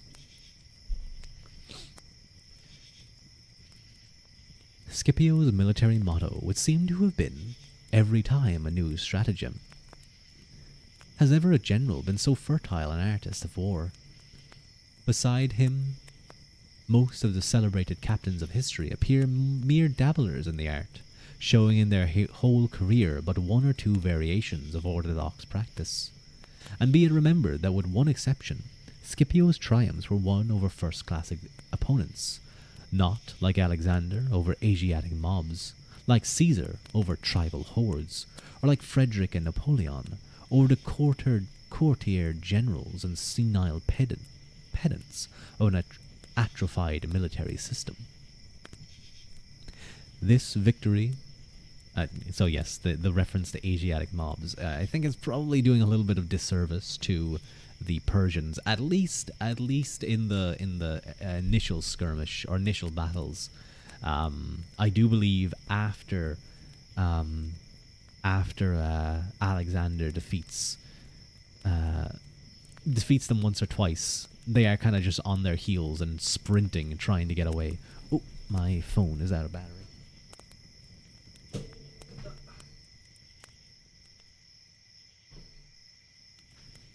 Hang on. There we go. Excellent. Almost out of battery anyway. Well, it's at 20%, but it was warning me. By then, I believe the Persians were just kind of trying to grab everything they could, and were grabbing as many people as many, like, you know, weakly armed peasants as they could. Excuse me. But yes, again, this is a very old book, 1923, so some of the language is a little bit interesting, to say the least. This victory over Annibales and Mandonius proved to be the coping stone not only on his military career in Spain, but on the political conquest of the country. So decisive had it been that Annibales realized the futility of further resistance, and sent his brother Mandonius to sue for peace unconditionally. One imagines that Mandonius must have felt some pessimism as to his reception as to his tenure of life. It would have been natural to have dealt out to these twice-repeated rebels a dire vengeance. But Scipio knew human nature, including Spanish nature. No vengeance could improve his military or political position, now unchallenged, whereas on the other hand it would merely sow sows of future trouble, convert the survivors into embittered foes, biding their time for a fresh outbreak. Little as he counted on their fidelity, generosity was the one course which might secure it. Thereafter, after upbraiding Mandonius, and through him Annibales, driving home the helplessness of their position and the rightful forfeiture of their lives, he made a peace as generous as it was diplomatically foresighted. To show how little he feared them, he did not demand the surrender of their arms and all their possessions, as was the custom, nor even the required hostages, saying that, quote, should they revolt, he would not take vengeance on their unoffending hostages, but upon themselves, inflicting punishment not upon defenselessness, but on armed enemies. The wisdom of this policy found its justification in the fact that from this juncture Spain disappears from the history of the Punic War, whether as a base of recruitment and supply for the Carthaginian armies, or as a distraction from Scipio's concentration on his new objective, Carthage itself. True, revolts broke out in intervals, the first avowedly from the contempt felt by the Spanish for the generals who succeeded Scipio, and recurred for centuries. But they were isolated and spasmodic outbursts, and limited to the hill tribes, and in whose blood fighting was a malarial fever. Scipio's mission in Spain was accomplished. Only Gades held out as the last fragment of Carthaginian power, and this, being then an island fortress, was impregnable save through possible betrayal by its defenders. By some historians, Mago's escape from Gades is made an imputation on Scipio's generalship. Yet from a comparison of the authorities, it would seem probable that Mago left there, under orders from Carthage, while Scipio was occupied with the far more pressing menace of the mutiny and Annibales' revolt. Mago, too, was not such a redoubtable personality that his departure with a handful of troops from other fields was in itself a menace to the general situation, even if it could have been prevented, which militarily was impossible. Actually, on his voyage from Gades, he attempted a surprise assault on Cartagena in the absence of Scipio. and was so easily repulsed and so strongly counterattacked that the ships cut their anchors in order to avoid being boarded, leaving many of the defeater's soldiers to drown or be slain. Damn. Forced to return to Gades to recruit afresh, he was refused entry to the city by the inhabitants, who shortly surrendered to the Romans and had to retrace his course to the island of Pityusa, modern Ivica, the westernmost of the Balearic Isles, which was inhabited by Carthaginians. After receiving the recruits and supplies, he attempted a landing at Majorca, but was repulsed by the natives, famous as slingers, and had to choose the less advantageous sites of Minorca as his winter quarters, there hauling his ships on shore. Ooh, there's a map. Oh yes, there's this map. Ooh, that's a nice looking map actually. Which one is it? I believe it's this one. It's a little bit difficult to see, I will admit, but it's better to have one than not have one, I think. I think I can remove these ones. We won't be needing them. Spain has been pretty much secured. This is just a handy... What's this one? I don't know what that one is. Anyway, this is a handy little thing so we can see where some of the various groups were. The Cantabria, the Illagettes, the Baetica. Oh no, I think those are rivers. Excuse me, I'm being dumb. Ah, Piteus was where he was going. You have Majorca over there. Minora. Taraco, Carthagonova. Oh wait, hang on, my pointer is... There we go. Carthagonova, Taraco, I believe the Battle of Baetico, Castello. Where's that? Ilipa here. Gades down here. There's where Gades is. So, yeah, that would have been a long distance to travel. With regard to the chronology of this last phase, in Livy's account, the suppression of Annibale's rebellion is followed by the story of a meeting between Scipio and Massinissa, and then by the details of Mago's departure from Gades, from which it would appear that this happened while Scipio was still in Spain. But for accuracy of historical sequence, Livy is a less reliable guide than Polybius, and the latter's narrative definitely states that directly after the subjugation of Annibales, Scipio returned to Tarago and then, quote, anxious not to arrive in Rome too late for the consular elections, sailed for Rome after handing over the army to Silanus and Marcius, and arranging for the administration of the province. The meeting with Massinissa, whenever it occurred, is worth notice, for here the seeds of Scipio's generous treatment of Massinissa's nephew years before bore fruit in the exchange of pledges of an alliance, which was to be one of Scipio's master tools in undermining the Carthaginian power base in Africa.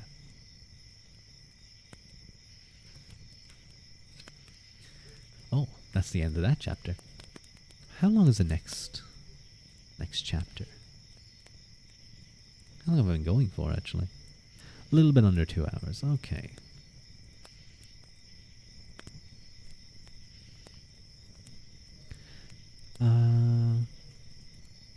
Okay, it's not too long. It's like a little bit over 20 pages. I think I can do this chapter, and then we might call it there. That seems like a good idea to me. So, Chapter 7. The True Objective. On arrival at Rome, Scipio obtained an audience of the Senate outside the city at a temple of Bologna, and there gave them a formal report on his campaigns. I apologize, I think I just hit you guys. Sorry. Quote, on account of these services, he rather tried his prospect of a triumph than pressed it pertinaciously, for the honour had never been given except to those whose services were rendered when holders of a magistracy. His tact was wise, for the astonishing success of youth had already inspired envy among his seniors. The Senate did not break with precedent, and at close of the audience he entered the city in the ordinary way. His reward, however, came without delay. At the assembly for the election of the 2 consuls for the coming year, he was named by all the centurions. by all the centuries, not centurions. The popularity of his election was shown not only by the enthusiasm which greeted it, but by the gathering of a larger number of voters than at any time during the Punic War. Excuse me. Crowds swarming to his house and to the capital, full of curiosity to see the victor of the Spanish wars. But on the morrow of this personal triumph, compensation for the formal triumph denied him by a hide-bound Senate, the first shoots appeared of that undergrowth of narrow-minded conservatism, reinforced by envy, which was to choke the personal fruits of his work, though happily not before he had garnered for Rome the first fruits, Hannibal's overthrow. Hitherto in Spain he had enjoyed a free hand, unfettered by jealous politicians or the compromising councils of government by committee. If he had to rely on his own local resources, he was at least too far distance from his essential freedom of action to be controlled by any many-headed guardian of national policy. But from now on he was to suffer, like Marlborough and Wellington some 2,000 years later, the curb of political faction and jealousy, and finally, like Marlborough, end his days in embittered retirement. The report got about that he was not saying that he had been declared consul, not merely to prosecute, but to finish the war. The report got that he was saying that he had been declared consul, not merely to prosecute, but to finish the war. That for this objective it was essential for him to move his army into Africa, and that if the Senate opposed this plan, he would carry it out through with the people's backing, overriding the Senate. Perhaps his friends were indiscreet. Perhaps Scipio himself, so old beyond his years in other ways, allowed youthful confidence to outride his discretion. Perhaps, more probable of all, he knew the Senate's innate narrowness of vision had been sounding the people's opinion. The upshot was that when the question was raised in the Senate, Fabius Cunctator voiced the conservative view. The man who had worthily won his name by an action, his natural caution and reinforced by an old man's jealousy, cleverly if spitefully criticizes the plan of a young man whose actions threatens to eclipse his fame.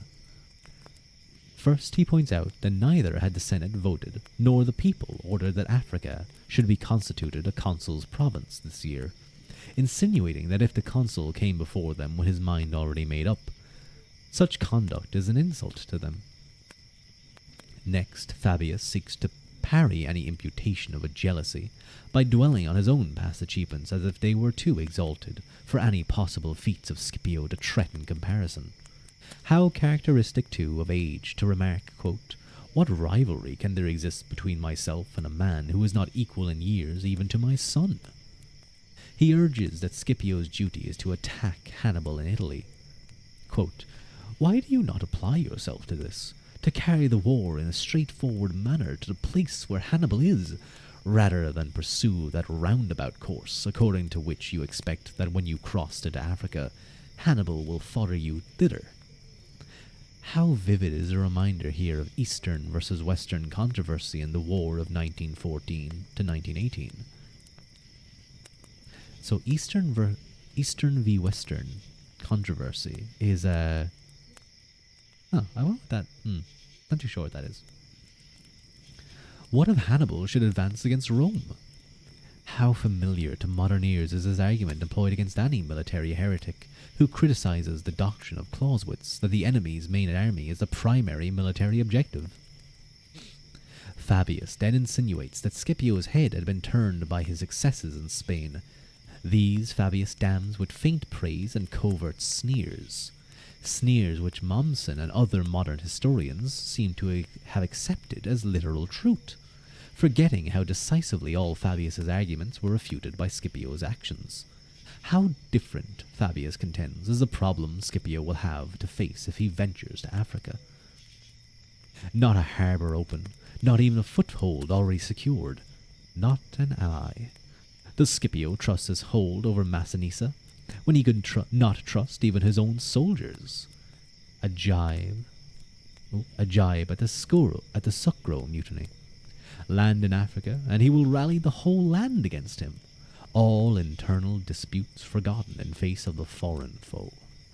Even in the unlikely event of forcing Hannibal's return, how much worse will it be to face him near Carthage, supported by all Africa, instead of with a remnant in southern Italy? Quote, "What sort of policy is that of yours, to prefer fighting where your own forces will be diminished by 1/2, and the enemy's greatly augmented?" Fabius finishes with a scathing comparison of Scipio with his father, who, setting out for Spain, returned to Italy to meet Hannibal. Quote, "While you are going to leave Italy while Hannibal is there, not because you consider such a course beneficial to the state, but because you think it will redound to your honor and glory. The armies were enlisted for the protection of the city and of Italy, and not for the consuls like kings to carry into whatever part of the world they please from motives of vanity." This speech makes a strong impression on the senators, especially those advanced in years, and when Scipio rises to reply, the majority are clearly against him. His opening is an apt counter-thrust. Quote, "Even Quintus Fabius himself had observed that in the opinion he gave a feeling of jealousy might be suspected, and though I dare not myself charge so great a man with harbouring that feeling, yet whether it is owing to a defect in his phrasing, or to the fact that suspicion has certainly not been removed, removed. For he has so magnified his own honours and his fame of exploits, to do away with the imputation of envy, that it would appear I am in danger of being rivalled by every obscure person, but not by himself, because he enjoys an eminence above everybody else. He has represented himself as an old man, and as one who has gone through every gradation of honour, and me as below the age of even his son, as if he supposed that the desire of glory did not exceed the span of life, and as if its chief part had no respect to memory in future ages." Then, with gentle sarcasm, Scipio refers to Fabius' expressed solicitude for his safety, and not only for the army and the state, should he cross over to Africa. Whence has this concern so suddenly sprung? When his father and uncle were slain, when Spain lay beneath the heel of 4 victorious Carthaginian armies, when no one except himself would offer themselves for such a forlorn venture?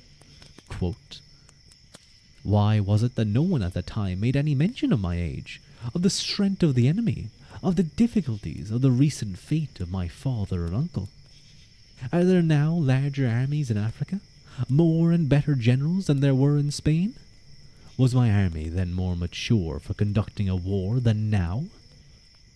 After having routed 4 Carthaginian armies, after having regained possession of the whole of Spain, so that no trace of war remains, it is an easy matter to make light of my services, just as easy as it would be, should I return from Africa, to make light of those very conditions which are now magnified for the purpose of detaining me here." Then, after demolishing the historical examples which Fabius had quoted as warnings, Scipio makes his appeal to history recoil against Fabius by adducing Hannibal's example in support of his plan. Quote, "He who brings danger upon another has more spirit than he who repels it. Add to this that the terror excited by the unexpected is increased thereby. When you have entered the territory of an enemy, you obtain a near view of his strong and weak points." After pointing out the moral soft spots in Africa, Scipio continues, quote, "Provided no impediment is caused here, you will hear at once that I have landed, and that Africa is blazing with war, that Hannibal is preparing to depart from this country. Many things which are not now apparent at this distance will develop, and it is the part of a general not to be wanting when opportunity arises, and to bend its events to his designs. I shall, Quintus Fabius, have the opponent you assign me, Hannibal, but I shall rather draw him after me than be kept here by him." Unquote. As for the danger of a move by Hannibal on Rome, it is a poor compliment to Crassus, the other consul, to suppose that he will not be able to keep Hannibal's reduced and shaken forces in check, when Fabius did so with Hannibal at the height of his power and success, and an unanswerable master thrust at this. After emphasizing that now is the time and the opportunity to turn the tables on Carthage, to do with Africa what Hannibal did to Italy, Scipio ends on a characteristic note of restraint and exaltation, combined. Quote, "Though Fabius has depreciated my services in Spain, I will not attempt to turn his glory into ridicule and magnify my own.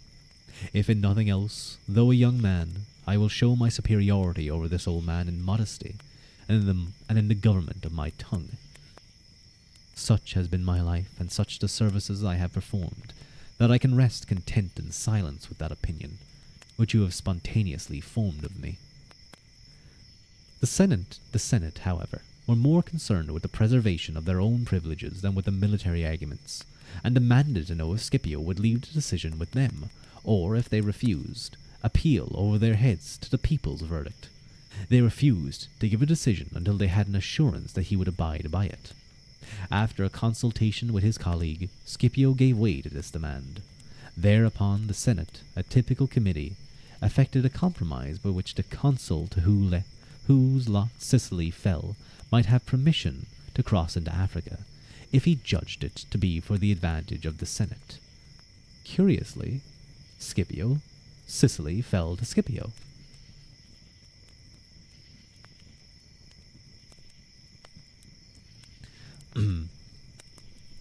He took with him 30 warships, which by great energy he had built and launched within 45 days of the timber being taken from the woods. What? Oh my god, they must have had people working around the clock. Well, the clock wasn't made. Around the sundial, I suppose. Of these, 20 were quinqueremes and 10 quadremes.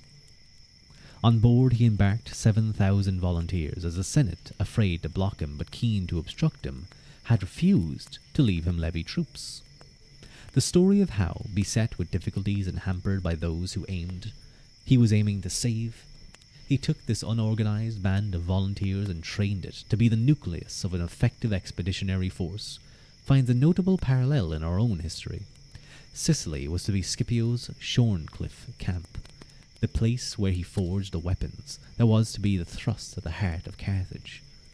But Scipio, unlike Sir John Moore in the Napoleonic War, was himself to handle the weapon his genius had created, and with it to strike the death blow at Hannibal's power.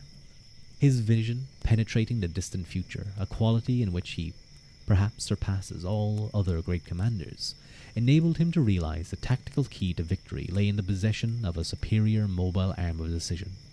Cavalry. Excuse me.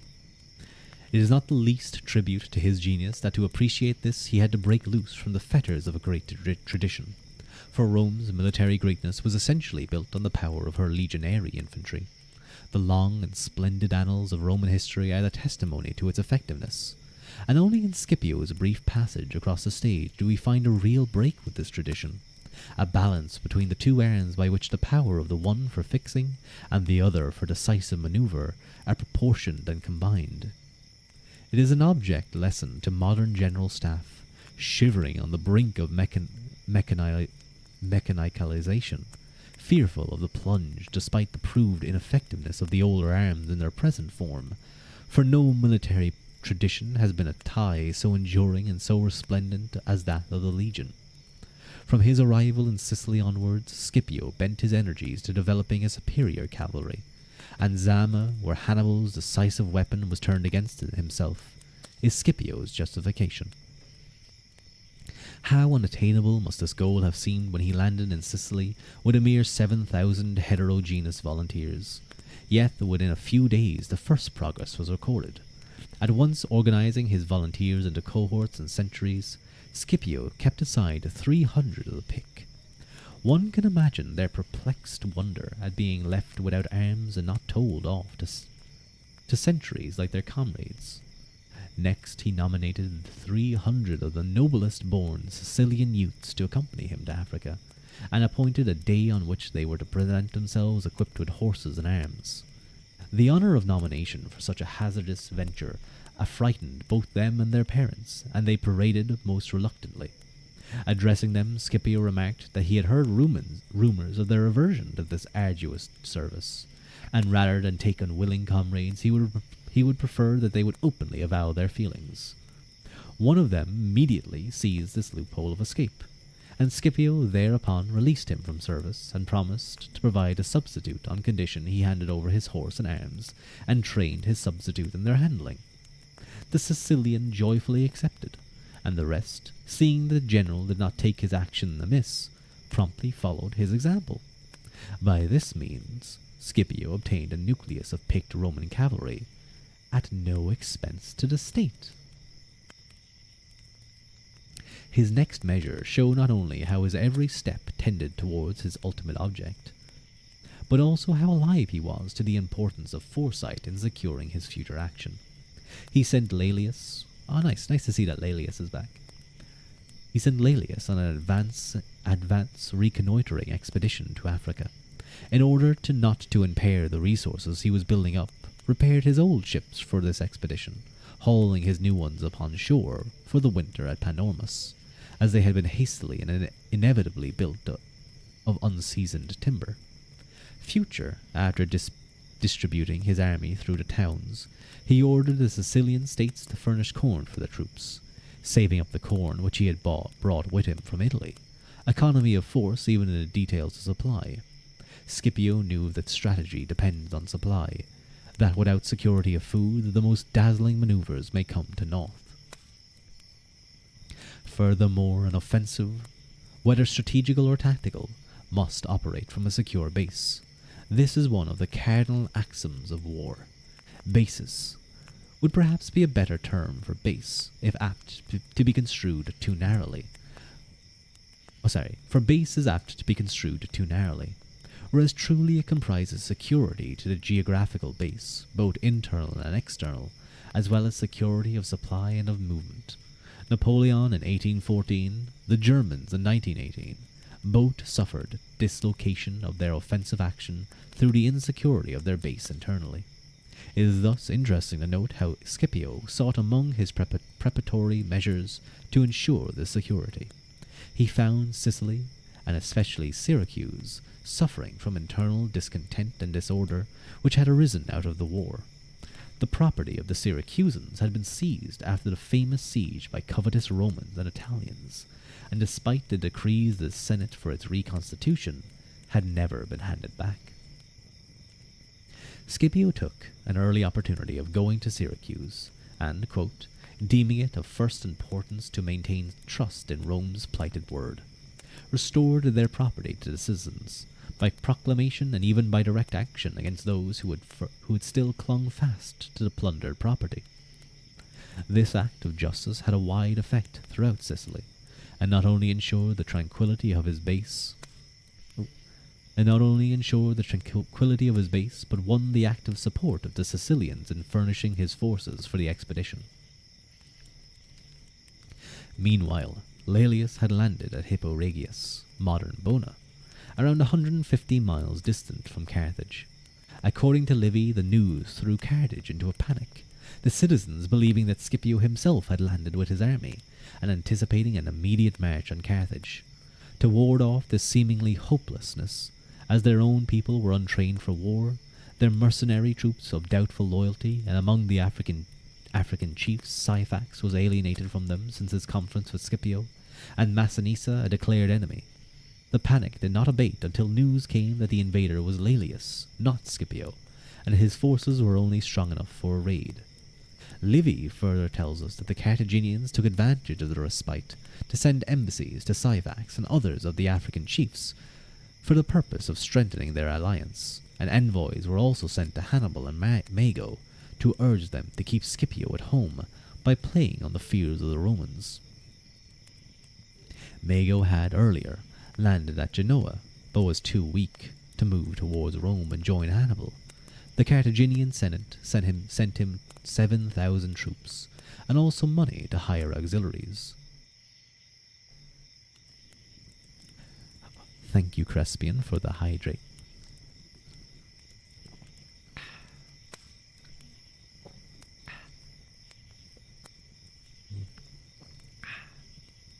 Thank you. Wait, hang on. I can do that wink better. That's so cute. My mama and Papa did so good on this model. Oh my god. Wait, hang on. My tracking is my phone is being a little bad. There, okay. There we go. If these facts be true, they would on the surface suggest that Scipio lost an opportunity and was unwise to put the Carthaginians on their guard by this raid of Laelius's, and this impression is strengthened by the words ascribed to Massinissa. For Livy says that Massinissa came with a small body of horse to meet Laelius, and complained that, quote, Scipio had not acted with promptness, in that he had not already passed his army over into Africa, while the Carthaginians were in consternation, and while Syphax was entangled in wars with neighbouring states, and in doubt as to the side he should take. That if Syphax was allowed time to settle his own affairs, he would not keep faith with the Romans. Massinissa then begged that Laelius would urge Scipio not to delay, promising that he, though driven from his kingdom, would join Scipio with a force of horse and foot. When, however, we appreciate the situation from a military angle, it appears in a different light. Laelius landed at a port which was nearest to Numidia, which was not only 150 miles distant from Carthage, but a wide belt of hill country intervening. When Scipio himself landed, it was at a spot only some 20 miles distant. Hence, Laelius's expedition could have been in no sense a reconnaissance against Carthage, and the clear deduction is that it was a reconnaissance to discover the state and feelings of the African states where Scipio hoped to find allies, and in particular to get in touch with Massinissa. As we have shown, Scipio had realized that a superiority in the cavalry arm was the key to victory over the Carthaginians, and he looked to the Numidian chief for his main source. And as I mentioned earlier, the Numidians are well known, are famed for their cavalry.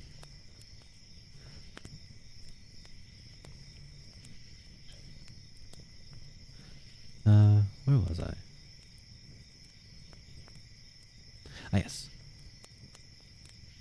His appreciation of the latter's brilliant cavalry leadership on the battlefields of Spain had inspired him to win Massinissa over. Thus, the inherent probability is that Laelius's mission was primarily to discover if the Numidian would actually hold to his new alliance with Roman troops landed on Roman soil, and if so, what were the resources he could contribute. If the Carthaginians were really panic-stricken at a raid so distant, the fact but helped to confirm Scipio's view of the moral advantage to be gained from a thrust at Carthage.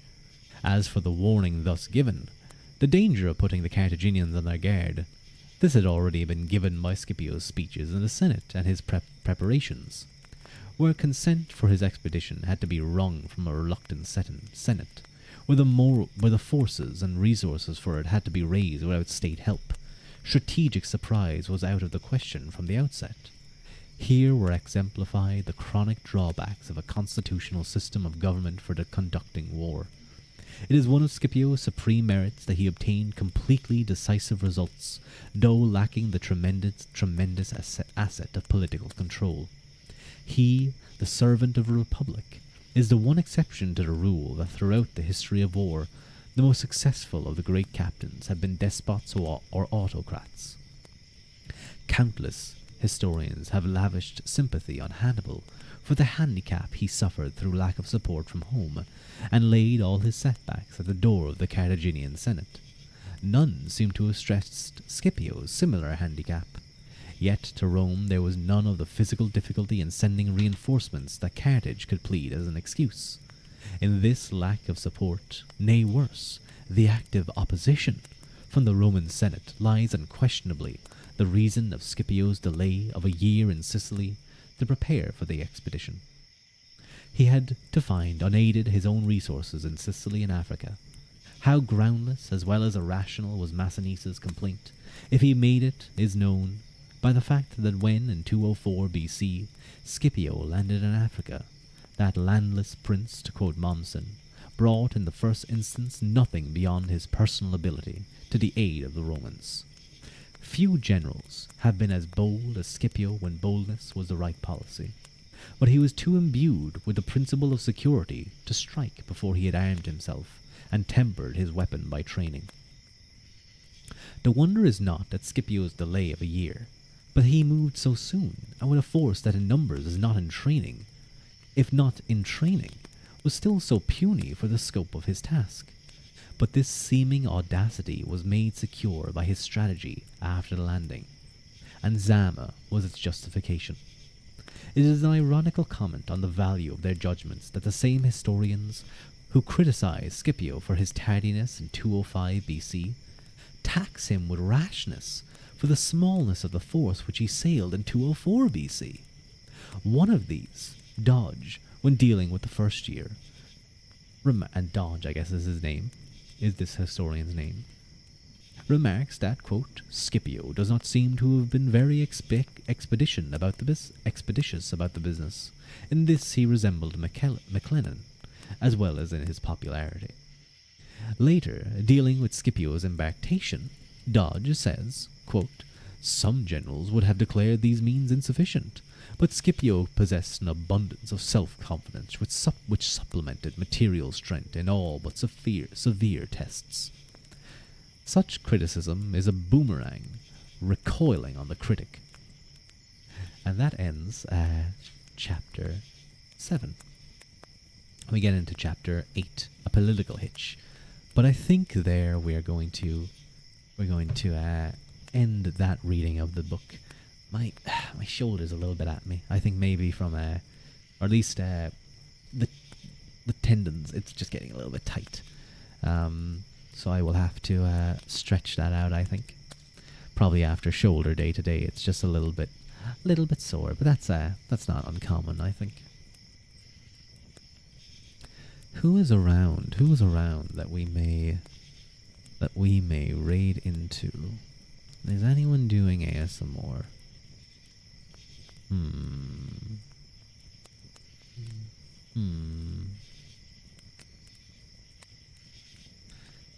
Any of my friends doing ASMR?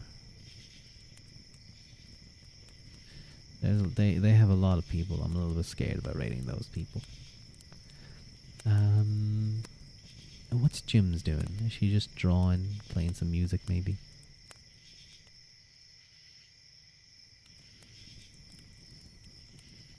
Oh yeah, so I think what we're going to do is we're going to raid into Jim's, who is another streamer. She's a little PNG at the moment. Cute little kitty. I think it's a kitty anyway. Is that a raccoon? That looks like a raccoon tail. Anyway, I'm going to send you guys over. She's doing some art, but it's kind of seems quite cozy. So, I think we're in kind of a cool position going into the next reading stream. The whatever that political hitch might be, I'm not too sure about this one, but possibly we're going to be seeing the invasion of Africa, and of course the fated Battle of Zama between Hannibal and Scipio. Which you literally, it's like fight of the century, fight of the century, I would say. Two of the greatest generals of all time facing against each other. So we're gonna raid into Jim. Be nice to her. But thank you all for joining. Garev Mil Mahagat and Slán Gafoil.